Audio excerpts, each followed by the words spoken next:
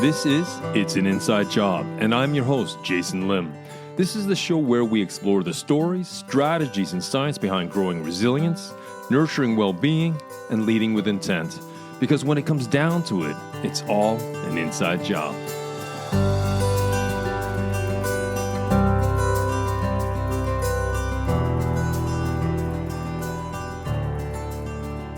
There's a moment many of us recognize. You sit down at your desk, open your laptop, look at a simple task, and your mind feels heavier than it should. It might be a quick email, a small decision, or a brief piece of planning. Nothing complex. And yet, for reasons that seem out of proportion to the task, you hesitate. Your mental pace slows. A kind of internal fog settles in, making the straightforward feel strangely difficult. Now, this isn't laziness or lack of discipline.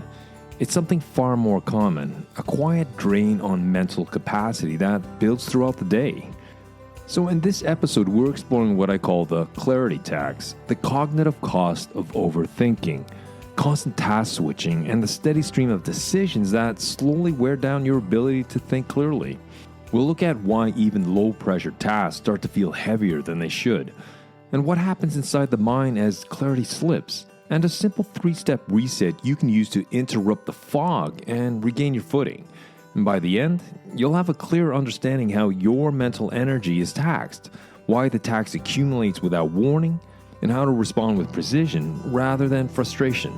So now let's slip into the stream into this week's episode.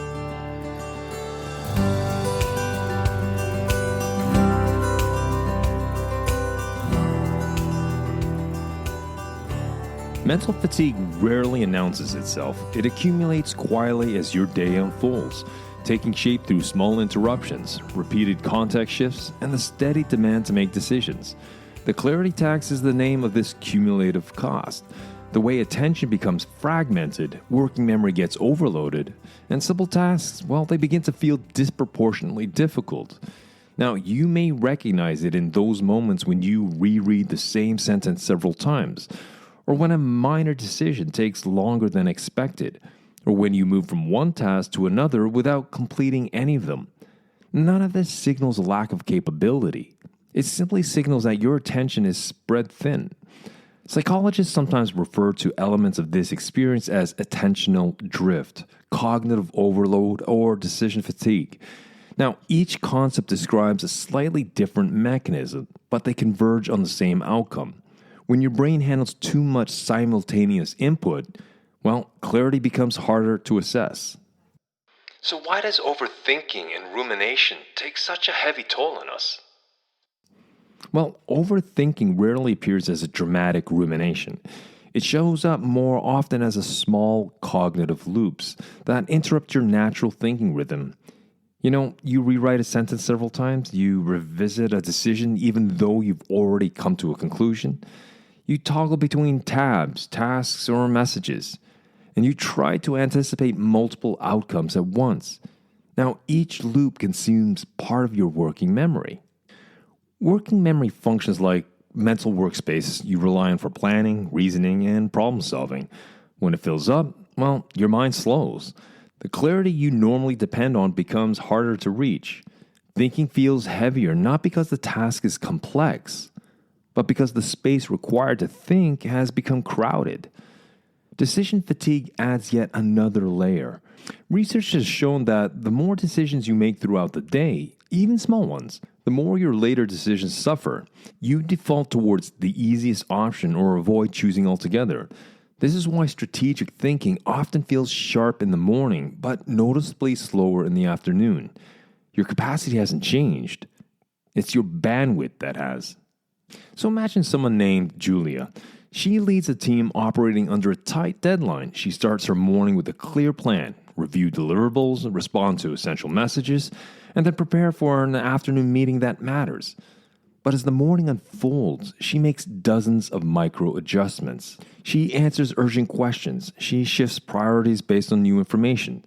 For example, she may correct timelines, redirect support, and resolve small issues that emerge across the team. Now, none of these tasks are overwhelming on their own, yet each one requires attention, a decision, a context shift. and also a brief moment of cognitive load. They accumulate quietly. So by mid-afternoon, she returns to an email she intended to finish earlier. She rewrites the opening sentence several times. She pauses without knowing why. And though she starts again. Eventually, she steps back, not because she's stuck, but because she's depleted. The clarity tax has arrived, subtle, cumulative, and entirely normal.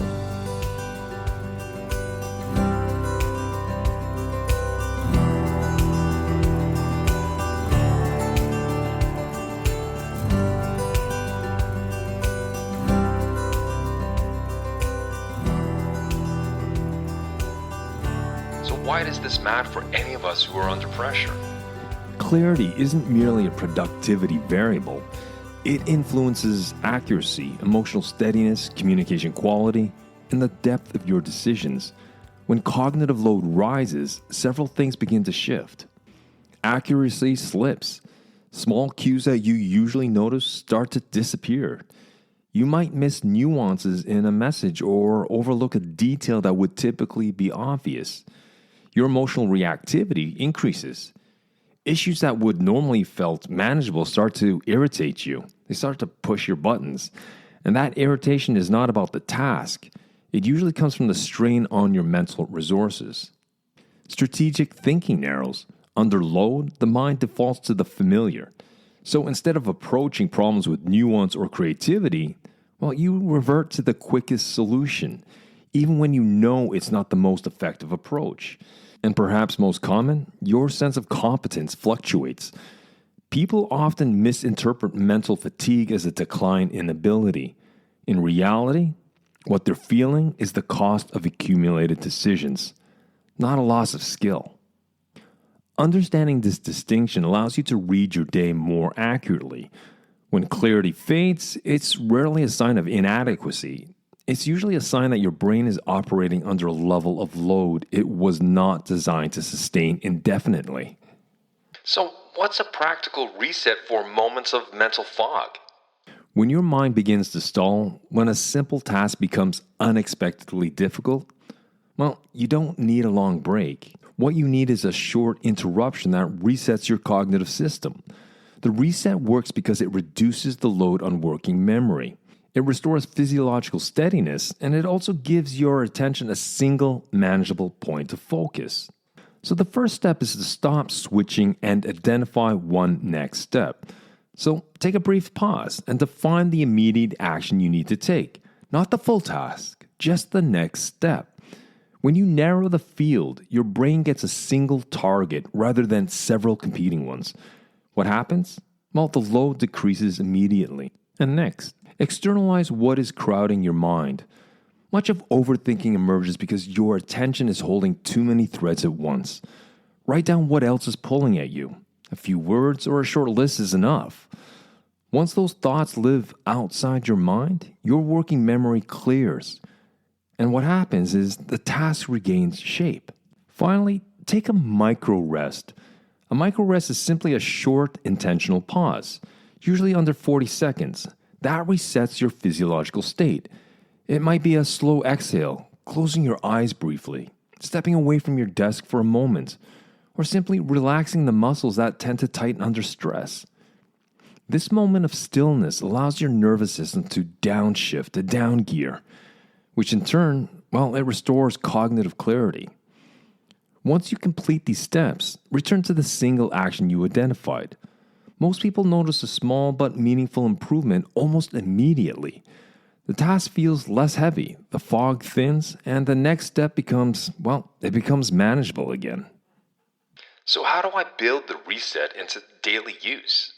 The clarity tax does not demand large-scale interventions. It just requires small, consistent adjustments throughout the day. Brief resets that prevent mental load from accumulating to the point of overwhelm. So the next time you feel yourself stalling on something that should be straightforward, pause before forcing the issue. Take a moment to name the next step.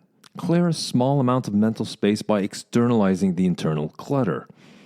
And give your nervous system the brief pause it needs to reset. These small shifts accumulate, they reduce friction in your workday, and they help you make decisions from steadiness rather than from strain. And they support a sense of clarity that is harder to maintain when the cognitive system is overloaded. Clarity isn't a constant, it's capacity you protect.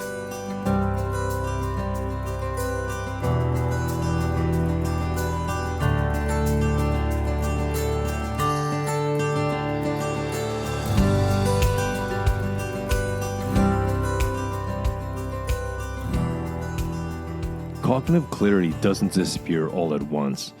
It fades in small increments through interruptions, the decisions, the mental juggling that stretches your attention thin.